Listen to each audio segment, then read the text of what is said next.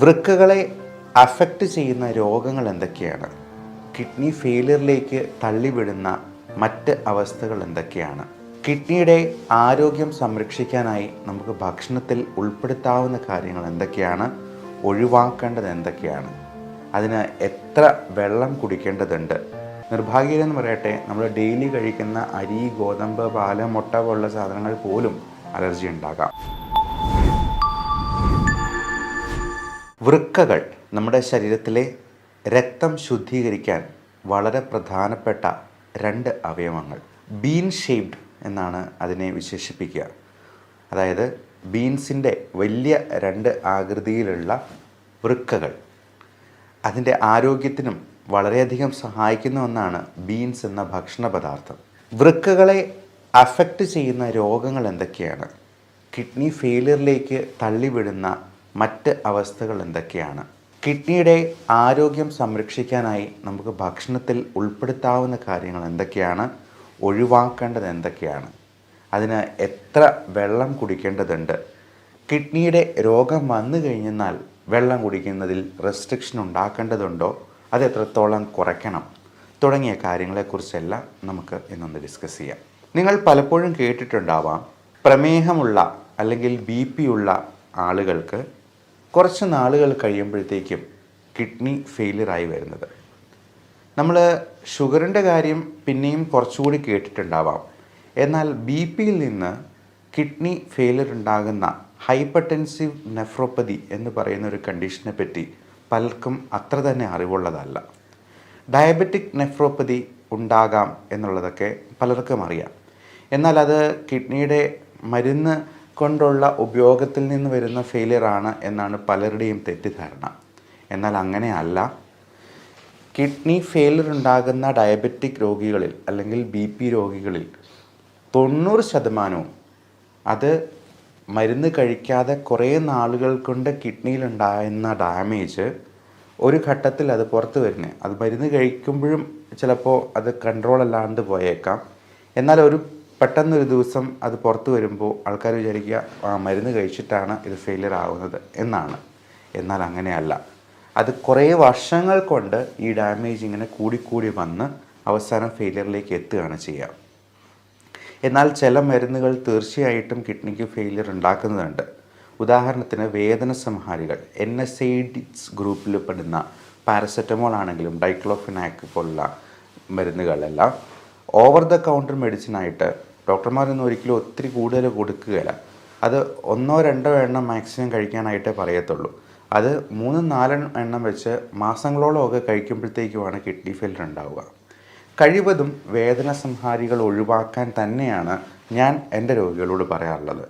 വേദന അത്ര അധികം ഉണ്ടെങ്കിൽ മാത്രം നമുക്ക് ഒരു ഗുളികയോ എല്ലാം കഴിക്കാവുന്നതാണ്. അത് ഡെയിലി 2-3 വെച്ച് കഴിക്കാൻ പാടില്ല എന്ന് ഞാൻ ഓരോ രോഗിയുടെ അടുത്തും പ്രത്യേകം പറയാറുണ്ട്. ഞാൻ ഒരു 5-8 ഗുളിക അല്ലാണ്ട് അതിൽ കൂടുതൽ കൊടുക്കാറുമില്ല. അതുപോലെ non judicious use of antibiotic. എന്ത് അസുഖം വന്നാലും ഒരാവശ്യവുമില്ലാണ്ട് ആൻറ്റിബയോട്ടിക് എടുക്കുന്നതിനെയാണ് ഈ നോൺ ജുഡീഷ്യസ് യൂസ് എന്ന് പറയുന്നത്. അങ്ങനെ വരുമ്പോഴും കിഡ്നിക്കും ലിവറിനുമൊക്കെ ചിലപ്പോൾ പ്രശ്നങ്ങളുണ്ടാകാം. മാത്രമല്ല ആൻറ്റിബയോട്ടിക് റെസിസ്റ്റൻസ് പോലും ഉണ്ടാകാം. ഏറ്റവും പ്രധാനം, നമുക്ക് കൃത്യമായിട്ടുള്ള ജലാംശം ശരീരത്തിലുണ്ടാകാതെ പോകുന്ന രീതിയിൽ എന്തെങ്കിലും തരത്തിലുള്ള ഡീഹൈഡ്രേഷൻ ഉണ്ടാക്കുന്ന ഇൻഫെക്ഷൻസ്, അണുബാധകൾ.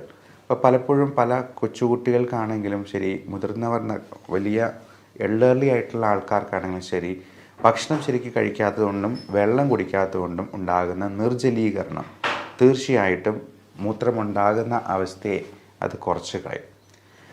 അത് ഏതൊരു മെഷീൻ്റെയും കാര്യം ഓർത്താൽ മതി. ഇപ്പം നമുക്ക് നമ്മുടെ ശരീരത്തിൽ ആവശ്യത്തിന് ഓയിൽ കിട്ടാത്തതുപോലെ, നമ്മുടെ ഒരു ഓയിൽ എന്ന് പറയാവുന്നതാണ് ഈ ബ്ലഡ്. അപ്പോൾ ഒരു എൻജിന് ഓയിൽ കിട്ടാത്തതുപോലെയാണ് നമ്മുടെ ശരീരത്തിൽ ബ്ലഡ് കിട്ടാതെ പോകുന്നത്. അപ്പോൾ നമ്മുടെ ശരീരത്തിൻ്റെ എല്ലാ പ്രവർത്തനങ്ങളെയും അത് ബാധിക്കാനിടയുണ്ട്. അതുകൊണ്ട് ഒരു ദിവസം 3 ലിറ്ററെങ്കിലും വെള്ളം കുടിക്കാനായിട്ട് ആരോഗ്യവാനായ ഒരു വ്യക്തി പ്രത്യേകം ശ്രദ്ധിക്കണം. നമ്മൾ ഒരു കുപ്പി വെള്ളം എടുത്തു വെച്ച് അതിൽ 3 പ്രാവശ്യമെങ്കിലും നിറച്ച് കുടിക്കുന്നുണ്ടോ എന്നുള്ളത് ഉറപ്പ് വരുത്തുക. എന്നാൽ ചില അവസരങ്ങളിൽ കിഡ്നിക്ക് പ്രശ്നമുള്ളവർക്കോ അല്ലെങ്കിൽ ഹാർട്ടിൻ്റെ പമ്പിങ് ശരിയാകാതെ പോകുന്നവർക്കോ ലിവറിന് സിറോസിസ് പോലുള്ള അസുഖങ്ങൾ ബാധിച്ചിട്ടുള്ളവർക്കോ ഒക്കെ ഫ്ലൂയിഡ് റെസ്ട്രിക്ഷൻ ഉണ്ടാകാം. അവർ ഇത്രയും വെള്ളം കുടിച്ചെന്നാൽ അത് മുഴുവൻ മൂത്രമായിട്ട് പുറന്തള്ളാനുള്ള ശേഷി നമ്മുടെ ആന്തരിക അവയവങ്ങൾക്കില്ലാണ്ട് വരുമ്പോൾ, അതിൻ്റെ പമ്പിങ് ശരിയായിട്ട് സംഭവിക്കാൻ ഹൃദയത്തിന് ശേഷി ഇല്ലാണ്ട് വരുമ്പോൾ ഒക്കെ ഫ്ലൂയിഡ് റെസ്ട്രിക്ഷൻ പറയാറുണ്ട്. അത് 1.5 ലിറ്ററിൽ താഴ്ത്തി കുടിക്കാൻ പോലും ചിലപ്പോൾ ഡോക്ടർമാർ നിർദ്ദേശിച്ചേക്കാം. അത് GFR എന്ന് പറയുന്ന ഗ്ലോമറുലർ ഫിൽട്രേഷൻ റേറ്റ് എന്ന് പറയുന്ന ചില കണക്കുകളുണ്ട്. അത് വെച്ചിട്ടാണ് നമ്മൾ ഇതിൻ്റെ ഫ്ലൂയിഡ് റെസ്ട്രിക്ഷൻ ഏകദേശം പറയുക. അത് 1.5 ലിറ്ററൊക്കെയാണ് സാധാരണഗതിയിൽ ആൾക്കാരോട് പറയുക. അവരൊന്നും ഒത്തിരി വെള്ളം ഒരുമിച്ച് കുടിച്ചെന്നാൽ പോലും, അപ്പോൾ പച്ചവെള്ളത്തിന് പോലും സൈഡ് എഫക്റ്റ് ഉണ്ട് എന്നുള്ളതാണ് നമ്മൾ മനസ്സിലാക്കേണ്ടത്. ഏത് സംഗതിയാണെങ്കിലും ഒരളവിൽ കൂടുതൽ കഴിക്കുന്നത് ചിലപ്പോൾ ദോഷം ചെയ്തേക്കാം. ഓരോന്നിനും ഒരു ഡോസ് ഉണ്ട്, അതിന് എഫക്റ്റുമുണ്ട്, സൈഡ് എഫക്റ്റുമുണ്ട്. അപ്പോൾ ഈ പച്ചവെള്ളമാണെങ്കിൽ പോലും ഇത്രയും ലിറ്റർ കണക്കിന് നമ്മളൊരു വാശിക്ക് കുടിച്ച് കിട്ടണമെങ്കിൽ ചിലപ്പോൾ പൾമണറി എഡിമ പോലുള്ള കോംപ്ലിക്കേഷനിലേക്ക് അത് നയിക്കുകയും പെട്ടെന്ന് ഹാർട്ട് അറ്റാക്കോ ഒക്കെ ഉണ്ടാകാനായിട്ടുള്ള സാധ്യത പോലുമുണ്ട്. ശ്വാസമുട്ടൽ കൂടി അത് കാർഡിയോ പൾമണറി അറസ്റ്റിലേക്ക് നയിക്കാനായിട്ടുള്ള സാധ്യതയുണ്ട്. അപ്പോൾ ഇങ്ങനെയുള്ള കാര്യങ്ങളെല്ലാം ഡോക്ടറോട് ചോദിച്ച് കൃത്യമായിട്ട് ചോദിച്ച് മനസ്സിലാക്കുക, അറിയുക. അങ്ങനെ അതനുസരിച്ച് നമ്മൾ ഈ വെള്ളം കുടിക്കുന്നതിലാണെങ്കിലും റെസ്ട്രിക്ഷൻ കൊണ്ടുവരിക. ഇനി ഇതിന് കഴിക്കാവുന്ന ഭക്ഷണങ്ങൾ എന്തൊക്കെയാണ് എന്ന് നോക്കാം. ഏറ്റവും പ്രധാനമായിട്ട് പറയാവുന്നത് ഗ്രീൻ ലീഫി വെജിറ്റബിൾസ്, നല്ല പച്ച നിറത്തിലുള്ള ചീര, സ്പൈനാഷ് തുടങ്ങിയ സാധനങ്ങൾ, ക്യാപ്സിക്കം പോലുള്ള കാര്യങ്ങൾ എല്ലാം ധാരാളമായി ഉൾപ്പെടുത്തുക. നല്ല ഫ്രൂട്ട്സ് കഴിക്കുക. അത് ഒത്തിരി മധുരമുള്ള ഫ്രൂട്ട്സ് അല്ല, അധികം മധുരമില്ലാത്ത പഴങ്ങൾ. ഇപ്പോൾ കുക്കുംബർ പോലുള്ളതോ വെയിറ്റ് കുറയ്ക്കാൻ ഒതുങ്ങുന്ന രീതിയിലുള്ള പഴങ്ങളോ ഒക്കെ വളരെ നല്ലതാണ് ഡയബറ്റിക് ആയിട്ടുള്ള രോഗികൾക്കുമൊക്കെ. അതേപോലെ തന്നെ നമുക്ക് പേരയ്ക്ക, തണ്ണിമത്തൻ തുടങ്ങിയവയൊന്നും വലിയ മധുരമുള്ളതല്ല. ഇപ്പോൾ ഡയബറ്റിക് രോഗികളാണെങ്കിലും ഒരു പരിധിയിൽ കൂടുതൽ നമ്മൾ ഈ ചെറുപഴങ്ങളൊന്നും കഴിക്കുന്നത് നല്ലതല്ല. പ്രത്യേകിച്ചും നല്ല മധുരമുള്ള പാളയംകോടൻ പഴമോ അല്ലെങ്കിൽ ഞാലിപ്പൂവൻ, രസകദളി എന്നൊക്കെ പറയുന്ന പഴങ്ങളോ ഒക്കെ ഒത്തിരി കഴിക്കുന്നത് തന്നെ ഷുഗർ കൂട്ടാനായിട്ട് ഇടയാക്കും. അതേപോലെ നമുക്ക് മറ്റ് തലത്തിലുള്ള ഇൻഫെക്ഷൻസ്, പൊള്ളലേറ്റിട്ടുള്ളവർക്ക്, പൊള്ളലൊക്കെ കേൾക്കുമ്പോഴേക്കും ഇതിൻ്റെ ഡീഹൈഡ്രേഷൻ വളരെയധികം കൂടുതലായിരിക്കും. അപ്പോൾ അതുകൊണ്ട് തന്നെ നമുക്ക് കിഡ്നിക്ക് പ്രശ്നം ഉണ്ടാകാൻ സാധ്യതയുണ്ട്. അതുപോലെ വളരെ സിവിയർ എക്സസൈസ് ചെയ്യുന്നവർക്ക് ജലാംശം കുറഞ്ഞു പോകാം. മാത്രമല്ല ക്രിയാറ്റിൻ ഉണ്ടാകുന്ന നമ്മുടെ ശരീരത്തിൽ ആ സമയത്ത് ഒത്തിരി കൂടുന്നുണ്ട്. ഒത്തിരി സിവിയർ എക്സസൈസ് ചെയ്യുന്നവരാണെങ്കിൽ അതിനനുസരിച്ച് നന്നായിട്ട് വെള്ളം കുടിക്കാൻ നോക്കുക. അല്ലാന്നുണ്ടെങ്കിൽ ചിലപ്പോൾ ക്രിയാറ്റിൻ്റെ അളവ് ചിലപ്പോൾ കൂടുതൽ കാണിച്ചേക്കാം. അതുപോലെ തന്നെയാണ് ഒത്തിരി പ്രോട്ടീൻ പൗഡർ കഴിക്കുന്നവർ. ഭയങ്കരമായിട്ട് പ്രോട്ടീൻ അടിച്ചു കയറ്റുമ്പോൾ നമ്മൾ ഈ വിപണിയിലൊക്കെ കാണുന്ന പലതരത്തിലുള്ള പ്രോട്ടീൻ പൗഡറുണ്ട്. അപ്പോൾ അങ്ങനെയുള്ള അൺനാച്ചുറൽ പ്രോട്ടീൻ പൗഡർ കഴിക്കുമ്പോഴത്തേക്കും നമ്മൾ ഈ ഒരു കാര്യം കൂടി അതിൻ്റെ കൂടെ ശ്രദ്ധിക്കേണ്ടതുണ്ട്. യൂറിയ, ക്രിയാറ്റിനിൻ, യൂറിക് ആസിഡ്, ഇത് മൂന്നും ഇങ്ങനെയുള്ള ജിമ്മന്മാർ ഇടവേളകളിൽ ഒന്ന് ചെക്ക് ചെയ്യുന്നത് നന്നായിരിക്കും. അതേപോലെ കിഡ്നിക്ക് പ്രശ്നമുണ്ടാക്കുന്ന മറ്റൊരു പ്രശ്നമാണ് പാമ്പ് കടി, പ്രത്യേകിച്ചും അണലി വർഗത്തിൽപ്പെട്ട പാമ്പിൻ്റെ കടിയേൽക്കുന്നത്. അപ്പോൾ പാമ്പ് കടിക്കാൻ സാധ്യതയുള്ള പ്രദേശങ്ങളിൽ നമ്മൾ പോകുമ്പോൾ വളരെയധികം ശ്രദ്ധിക്കണം. പ്രത്യേകിച്ചും അണലി എന്ന് പറഞ്ഞത് വളരെ ചേർന്ന് കിടക്കുന്ന ഒരു പാമ്പായതുകൊണ്ട് തന്നെ നമ്മളതിനെ കണ്ടു എന്ന് വരില്ല, അറിയാതെ പോയി ചവിട്ടാൻ സാധ്യതയുണ്ട്. ഇരുട്ടുള്ള പ്രദേശങ്ങളിൽ പോകുമ്പോൾ കയ്യിലൊരു ടോർച്ച് കരുതുക. മാത്രമല്ല നമ്മൾ ഒരു വടിയുണ്ടെങ്കിൽ അതുകൊണ്ട് ആദ്യമേ കുത്തി അത് ശബ്ദം ഉണ്ടാക്കിക്കൊണ്ട് മുമ്പോട്ട് പോകാൻ നോക്കുക. കാരണം നമ്മൾ നിലത്ത് കുത്തുമ്പോൾ അതിൻ്റെ വൈബ്രേഷനാണ് പാമ്പിന് കൂടുതൽ വ്യക്തമായിട്ട് അറിയുക, ശബ്ദത്തേക്കാൾ കൂടുതൽ. അപ്പോൾ അത് വെച്ചിട്ട് അത് വേഗം അങ്ങ് പോയിക്കോളും. അപ്പോൾ ഇങ്ങനെയുള്ള കാര്യങ്ങൾ നമ്മൾ നമ്മുടെ പ്രാക്ടിക്കൽ ലൈഫിൽ ശ്രദ്ധിച്ചെന്നാൽ തന്നെ ഇത്തരത്തിലുള്ള കാര്യങ്ങളിൽ നിന്നും കുറേയൊക്കെ നമുക്ക് ഒഴിവാക്കാൻ പറ്റും. അപ്പോൾ അണലി വർഗത്തിൽപ്പെട്ടതാണെങ്കിൽ ഇന്നലെ ഒരു അമ്മച്ചിയെ കോബ്ര, അതായത് മൂർഖൻ കടിച്ചിട്ട് കൊണ്ടുവരികയുണ്ടായി. ആൻറ്റിവെനമൊക്കെ കൊടുത്തു വിട്ടു എന്ന് പറഞ്ഞെന്നാലും നമുക്ക് ഉറപ്പിക്കാൻ പറ്റില്ല അത് എത്രത്തോളം റെസ്പോണ്ട് ചെയ്യും എന്നുള്ളതൊക്കെ. ഇങ്ങനെയുള്ള അവസരങ്ങൾ ഒഴിവാക്കുകയാണ് എപ്പോഴും നമ്മൾ ശ്രദ്ധയിൽ പുലർത്തേണ്ടത്. പാമ്പ് കടി ഏൽക്കാതിരിക്കാനായിട്ടുള്ള എല്ലാ മുൻകരുതലുകളും നമ്മൾ നോക്കുക.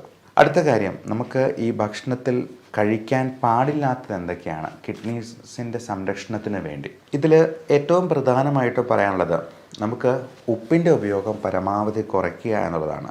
2, പഞ്ചസാര. ഇത് രണ്ടും വൈറ്റ് പോയിസൺ ഗണത്തിൽ തന്നെ പെടുത്താവുന്നതാണ്. ഒരുപാട് ബേക്കറി സാധനങ്ങളും മൈദ അടങ്ങിയിട്ടുള്ള ഭക്ഷണ സാധനങ്ങളും, മൈദ അടങ്ങിയിരിക്കുന്ന പൊറോട്ട മാത്രമല്ല ബ്രെഡ്, ബണ്ണ് തുടങ്ങിയ സാധനങ്ങളെല്ലാം നമുക്ക് ഹൈ ഗ്ലൈസീമിക് ഇൻഡെക്സ് ഉള്ളതാണ്. ഇതൊക്കെ കിഡ്നിയുടെ പ്രവർത്തനത്തിന് അത്ര നല്ലതായിട്ടുള്ള കാര്യങ്ങളല്ല. അതുപോലെ റെഡ് മീറ്റ് ഗണത്തിൽപ്പെടുന്ന high animal protein, red meat എന്ന് പറയുമ്പോൾ അത് മട്ടൺ, പോർക്ക്, ബീഫ് തുടങ്ങിയവയെല്ലാം റെഡ് മീറ്റ് ഗണത്തിൽപ്പെടുന്നതാണ്. തുണ്ടൻ മീൻ പോലും റെഡ് മീറ്റിലാണ്. ചെറുമീനുകളാണ് നമ്മുടെ ആരോഗ്യത്തിന് ഏറ്റവും നല്ലത്. മത്തി, അയല തുടങ്ങിയവയൊക്കെ കറി വെച്ച് കഴിക്കുന്നതാണ് ഏറ്റവും ഉത്തമം. നമുക്ക് കാശും ലാഭിക്കാം, ആരോഗ്യം സംരക്ഷിക്കാം. അപ്പോൾ ഇത്തരത്തിൽ ഭക്ഷണം ഒന്ന് ക്രമീകരിക്കുക, നന്നായിട്ട് വെള്ളം കുടിക്കുക. കിഡ്നി അഫക്റ്റ് ചെയ്യുന്ന ചില ഓട്ടോ ഇമ്മ്യൂൺ ട്രിഗറിങ് ഫാക്ടേഴ്സ് ഉണ്ട്. പ്രത്യേകിച്ചും IgA നെഫ്രോപ്പതി എന്നൊക്കെ പറയുന്ന ചില conditions, auto immune conditions, cystic kidney diseases. അപ്പോൾ ഇതിനൊക്കെ പലതരത്തിലുള്ള ഭക്ഷണങ്ങൾ പോലും കാരണമായേക്കാം. അതെന്താണ് കാരണം, നമുക്ക് എന്താണ് ഇൻടോളറൻസ് ഉണ്ടാക്കുന്നത് എന്നുള്ളത് കൃത്യമായിട്ട് കണ്ടുപിടിക്കാൻ ഇന്ന് ഒരു ടെസ്റ്റ് അവൈലബിൾ ആണ്. ആൻറ്റിജൻ സ്കിൻ പ്രിക്ക് ടെസ്റ്റ് എന്ന് പറയും. നമ്മൾ 71 അലർജൻസ് പാനലായിട്ട് ഇങ്ങനെ കയ്യിൽ വരച്ച് ഓരോ ഭക്ഷണത്തിൻ്റെയും റിയാക്ഷൻ വെച്ചിട്ട് നമുക്ക് കൃത്യം പറയാൻ പറ്റും എന്തിനോടാണ് നമുക്ക് അലർജി ഉള്ളത്. നിർഭാഗ്യമെന്ന് പറയട്ടെ, നമ്മൾ ഡെയിലി കഴിക്കുന്ന അരി, ഗോതമ്പ്, പാല്, മുട്ട പോലുള്ള സാധനങ്ങൾ പോലും അലർജി ഉണ്ടാകാം. അപ്പോൾ ഗോതമ്പിൻ്റെ അലർജിക്ക് നമ്മൾ ഗ്ലൂട്ടൻ ഇൻടോളറൻസ് എന്ന് പറയും. പാലിൻ്റെ അലർജിക്ക് ലാക്ടോസ് ഇൻടോളറൻസ് എന്ന് പറയും. ഇത് നോക്കിയാലല്ലാണ്ട് നമുക്കറിയാനേ പറ്റില്ല. നമ്മൾ ഡെയിലി ഇത് കഴിച്ചുകൊണ്ടിരിക്കും. ഇത് പലതരത്തിലുള്ള അലർജിക് പ്രോബ്ലംസും ഓട്ടോ ഇമ്മ്യൂൺ ട്രിഗേഴ്സ് മൂലമുണ്ടാകുന്ന മറ്റ് ഓട്ടോ ഇമ്മ്യൂൺ കണ്ടീഷൻസും ഒക്കെ ഉണ്ടാകാം. ഈ ഓട്ടോ ഇമ്മ്യൂൺ കണ്ടീഷൻ എന്ന് പറയുന്നത് നമ്മുടെ ശരീരത്തിലെ കോശങ്ങൾക്കെതിരെ നമ്മുടെ ശരീരം തന്നെ ആൻറ്റിബോഡീസ് ഉൽപ്പാദിപ്പിച്ച് പ്രതികരിക്കുന്ന ഒരവസ്ഥയാണ്. അപ്പോൾ ഇത്തരത്തിലുള്ള ടെസ്റ്റുകൾ അവൈലബിൾ ആണ്. ഇതിൽ ഒഴിവാക്കാൻ പറ്റാത്ത കാര്യങ്ങൾക്ക്, ഉദാഹരണത്തിന് പൊടി അല്ലെങ്കിൽ പുക. ഈ പൊടിയിൽ തന്നെ 3 തരത്തിലുള്ള ചെള്ളുകളുണ്ട്, ഡസ്റ്റ് മൈറ്റ്സ് എന്ന് പറയും. അതുപോലെ പല തരത്തിലുള്ള ഫംഗസ് ഉണ്ട്. അതൊരു 3-4 ടൈപ്പ് ഫംഗസ് നമ്മൾ ഈ ടെസ്റ്റിൽ നോക്കാറുണ്ട്. അപ്പോൾ അതിലേതാണ് പ്രശ്നമെന്ന് നോക്കി അതിന് ഇമ്മ്യൂണോതെറാപ്പി എന്ന് പറയുന്ന ഒരു പുതിയ മോഡ് ഓഫ് ട്രീറ്റ്മെൻറ്റ് ഉണ്ട്. നിങ്ങൾ അടുത്തിടെ മനോരമ പത്രത്തിൽ ജൂലൈ 6 മനോരമ പത്രത്തിൽ വായിച്ചിരിക്കും. ഇമ്മ്യൂണോതെറാപ്പി എന്ന് പറയുന്ന വളരെ അത്ഭുതകരമായിട്ടുള്ള ഒരു പുതിയ ചികിത്സയെപ്പറ്റി. അതുവഴി ക്യാൻസറിൽ നിന്ന് മോചിതയായി വന്ന ഒരു ലേഡിയുടെ ഒരു കഥ ഫ്രണ്ട് പേജിൽ തന്നെ ഉണ്ടായിരുന്നു. അപ്പോൾ ഈ ഇമ്മ്യൂണോതെറാപ്പി എന്ന് പറയുന്ന ട്രീറ്റ്മെൻറ്റ് ഇങ്ങനെ പല അസുഖങ്ങൾക്കും നമുക്ക് ഉപയോഗപ്പെടുത്താവുന്നതാണ്. ഇങ്ങനെയുള്ള കാര്യങ്ങളെക്കുറിച്ച് നിങ്ങളെ ഡോക്ടറോട് ചോദിച്ച് മനസ്സിലാക്കുകയും ചെയ്യാം. ഇനി കിഡ്നിയുടെ ആരോഗ്യത്തിനായിട്ട് നമ്മൾ ചെയ്യേണ്ട കാര്യം, നന്നായി വെള്ളം കുടിക്കേണ്ടത് അത്യാവശ്യമാണ്. ഈ വെള്ളം കൂടി നമ്മൾ കിഡ്നിക്ക് രോഗമുണ്ടായി തുടങ്ങി എന്നറിഞ്ഞു കഴിഞ്ഞിട്ടുണ്ടെങ്കിൽ അതിൽ റെസ്ട്രിക്ഷൻ ഉണ്ടാക്കേണ്ടതാണ്. നമ്മൾ മൂത്രം ഒഴിക്കുമ്പോൾ ഇടയ്ക്കിടയ്ക്ക് മൂത്രത്തിൽ പതയുണ്ടോ എന്നുള്ളത് നോക്കുക. അങ്ങനെ സംശയമുണ്ടെങ്കിൽ ഒരു യൂറിൻ റൊട്ടീൻ എക്സാമിനേഷൻ നടത്തി ആൽബുമിൻ 2+നോ 3+നോ ഒക്കെ കാണുവാണെങ്കിൽ മൈക്രോ ആൽബുമിൻ യൂറിയ ഉണ്ടോ എന്നുള്ള ഒരു ടെസ്റ്റ് കൂടി ഒന്ന് നടത്തി നോക്കുന്നത് ഉചിതമായിരിക്കും. അതേപോലെ കൃത്യമായുള്ള ഇടവേളകളിൽ യൂറിയ, ക്രിയാറ്റിനിൻ, യൂറിക് ആസിഡ് തുടങ്ങിയവ നോക്കുക. അത് കൃത്യമല്ല എന്നുണ്ടെങ്കിൽ ഡോക്ടറോട് ചോദിച്ചതിന് വേണ്ട ക്രമീകരണങ്ങൾ നടത്തുക. ഇനി ഇതിന് കൊടുക്കാവുന്ന ചില മരുന്നുകളുമുണ്ട്. വളരെ സേഫായിട്ടുള്ള, സൈഡ് ഇഫക്റ്റ് ഒന്നുമില്ലാത്ത രീതിയിലുള്ള മരുന്നുകളാണ് നമ്മൾ കിഡ്നി പ്രശ്നമുള്ളവർക്ക് കൊടുക്കുക. ഇപ്പോൾ ആൻറ്റിബയോട്ടിക്സ് ആണെങ്കിൽ പോലും കൊടുക്കേണ്ടപ്പോൾ റീനൽ ഡോസേജ് എന്ന് പറയും. അതായത് സാധാരണ ആൾക്കാർക്ക് കൊടുക്കുന്നതിൻ്റെ പകുതിയൊക്കെ ആയിരിക്കും ഇങ്ങനെയുള്ള കിഡ്നി രോഗികൾക്ക് കൊടുക്കുക. അത് ഡോക്ടറോട് ചോദിച്ച് മാത്രം അങ്ങനെയുള്ള കാര്യങ്ങൾ ചെയ്യുക. അപ്പോൾ ഇതിന് സേഫായിട്ട് കൊടുക്കാവുന്ന ചില മരുന്നുകളുണ്ട്. N-acetylcysteine എന്ന് പറയുന്ന ഒരു മരുന്നുണ്ട്. അത് എഫർവെസൻ ടാബ്ലറ്റ്, അതായത് വെള്ളത്തിൽ ജസ്റ്റ് ഒരു ഗ്ലാസ്സിൽ ഒരു ഗുളിക ഇട്ടെന്നാൽ അതിങ്ങനെ അലിഞ്ഞ് ചേരും, ഒരു ഓറഞ്ച് ജ്യൂസ് പോലെ. അത് കുടിച്ചു കഴിഞ്ഞാൽ നമുക്കുള്ള ഗുണം, നമ്മുടെ ശരീരത്തിലെ ടോക്സിൻസിനെ എല്ലാം അത് മൂത്രമായിട്ടും മലമായിട്ടും അതങ്ങ് പുറന്തള്ളുന്നതാണ്. നമ്മൾ പൾമണോളജിസ്റ്റിനൊക്കെ ആണെങ്കിൽ കഫം ഇളകി പോകാനായിട്ട് അത് ഉപയോഗിക്കാം. അതുപോലെ കിഡ്നിക്കും അത് ടോക്സിൻസ് എല്ലാം റിലീവ് ചെയ്യാനായിട്ട് ഹെൽപ്പ് ചെയ്യും എന്നുള്ളതാണ്. അതുപോലെ കാൽഷ്യം അസറ്റേറ്റ് പോലുള്ള കോമ്പൗണ്ട്സ് നമ്മൾ കിഡ്നി പേഷ്യൻസിന് കൊടുക്കാറുണ്ട്. ഈ ഇങ്ങനെ പേഷ്യൻസിന് pH ചിലപ്പോൾ വേരിയേഷൻസ് വരാം. ഇപ്പോൾ നമ്മുടെ നോർമൽ ബ്ലഡിൻ്റെ pH 7.35 to 7.45 ആണ് എന്ന് പറയുന്നത് വളരെ കൃത്യതയുള്ള ഒരു റേഞ്ചാണ്. അത് 7.34 ആയെന്നാൽ പോലും അസിഡോസിസ് ആണ്. അതുപോലെ 7.46 ആയെന്നാൽ പോലും ആൽക്കലോസിസ് ആണ്. അപ്പോൾ ഇത് പലപ്പോഴും കിഡ്നി രോഗികളിൽ ഈ pHൻ്റെ ലെവലിൽ വ്യത്യാസം വരാം. അത് അസിഡോസിസിലോട്ട് പോകാം. ആ അസിഡോസിസ് തന്നെ റെസ്പിറേറ്ററി അസിഡോസിസ് ഉണ്ട്, മെറ്റബോളിക് അസിഡോസിസ് ഉണ്ട്. അതായത് ലങ്സും കിഡ്നിയുമാണ് ഈ pH ലെവൽ മെയിൻറ്റെയിൻ ചെയ്യുന്നതിൽ ഏറ്റവും പ്രധാനപ്പെട്ട പങ്ക് വഹിക്കുന്ന 2 അവയവങ്ങൾ. അപ്പോൾ കിഡ്നിക്ക് പ്രശ്നമുള്ളപ്പോഴത്തേക്കും ലങ്സ് അതിനെ കോമ്പൻസേറ്റ് ചെയ്യാനായിട്ട് ശ്രമിക്കും. ചിലപ്പോൾ കോമ്പൻസേറ്റ് ചെയ്യാനായിട്ട് അവൻ സക്സസ്ഫുൾ ആയില്ലെന്നുണ്ടെങ്കിൽ ഇത് അസിഡോസിസ് ആയിട്ട് തന്നെ കണ്ടിന്യൂ ചെയ്യും. അങ്ങനെ വരുമ്പോൾ പലപ്പോഴും സോഡ ബൈകാർബണേറ്റ് പോലുള്ള മരുന്നുകൾ ടാബ്ലറ്റായിട്ടും ഇഞ്ചക്ഷനായിട്ടും ഒക്കെ കൊടുക്കുന്നത് നിങ്ങൾ പലപ്പോഴും നിങ്ങളുടെ റിലേറ്റീവ്സിൽ തന്നെ കണ്ടിട്ടുണ്ടാവാം. അപ്പോൾ ഇത്തരത്തിലുള്ള പല മരുന്നുകളും കിഡ്നിയുടെ ഫങ്ഷൻ നമ്മൾ പ്രൊട്ടക്റ്റ് ചെയ്ത് നിർത്താനായിട്ട് നമ്മൾ ശ്രമിക്കാറുണ്ട്. ഇതിലൊന്നും ശരിയായില്ല, യൂറിയ ക്രിയാറ്റിൻ കൂടി പോവുകയാണ്, ക്രിയാറ്റിനിൻ 5ഉം 6ഉം ഒക്കെ ആയി പോവുകയാണെന്നുണ്ടെങ്കിൽ ഡോക്ടർ ഇതിൻ്റെ അവസാന ഓപ്ഷനായ ഹീമോഡയാലിസിസ് എന്ന ഇതിലേക്ക് എത്തും. ആഴ്ചയിൽ 1ഉം 2ഉം തവണ, ചിലപ്പോൾ 3ഉം തവണ വരെ ഹീമോഡയാലിസിസ് ചെയ്യുന്നത് അത്ര നല്ല അനുഭവമായിരിക്കില്ല. അപ്പോൾ ചെറുപ്പക്കാർക്കാണ്, വലിയ പ്രായമായിട്ടൊന്നുമില്ല, മറ്റ് അവയവങ്ങൾക്കൊന്നും വലിയ ഡാമേജ് ഇല്ല എന്നുണ്ടെങ്കിൽ ഒരുപക്ഷെ നിങ്ങളുടെ ഡോക്ടർ ഹീമോഡയാലിസിസ് എന്ന ഓപ്ഷനിൽ നിന്നും അടുത്ത പടിയായിട്ടുള്ള കിഡ്നി ട്രാൻസ്പ്ലാന്റേഷൻ എന്ന ലെവലിലേക്കും ചിലപ്പോൾ ചിന്തിച്ചേക്കാം. അപ്പോൾ അതിനൊക്കെ മുമ്പ് നമ്മുടെ കിഡ്നീസിനെ സംരക്ഷിച്ച് നിർത്തി രോഗങ്ങളെ അകറ്റി നിർത്താനായിട്ട് നമുക്ക് പരമാവധി നമ്മുടെ ജീവിതചര്യയിലൂടെ തന്നെ നോക്കാനായിട്ട് ശ്രമിക്കാം. Thank you.